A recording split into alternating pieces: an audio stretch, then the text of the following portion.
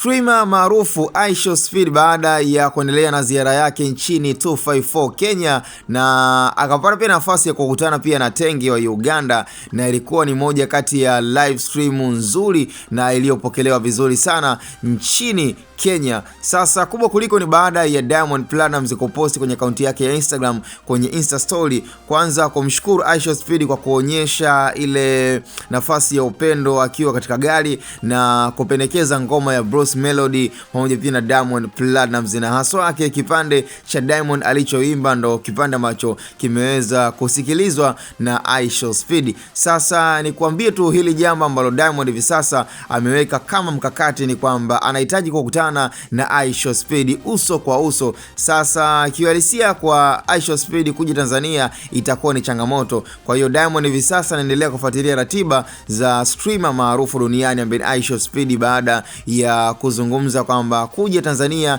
itakuwa ni changamoto kutokana pia na yeye pamoja pia na management yake kufuatilia na kuona kwamba kumekuwa na baadhi ya changamoto ambazo hivi sasa ndani ya nchi yetu Tanzania zinaikumba. Sasa hatujajua nini ambacho Diamond anakikusudia, lakini huenda ikawa ni target nzuri sana kitendo cha Diamond Platnumz kukutana pia na Aishospeed, kwa sababu tunajua kwamba mmoja kati ya wasanii ambao wanatuwakilisha vyema na wanafahamika kwa ujumla ndani ya ulimwengu wa muziki duniani basi ni Diamond Platnumz. Hivyo ninaamini kabisa kwamba Aishospeed jina la Diamond Platnumz analifahamu vyema na vilivyo, kwa hiyo inaweza kapika ni target nzuri ya kuendelea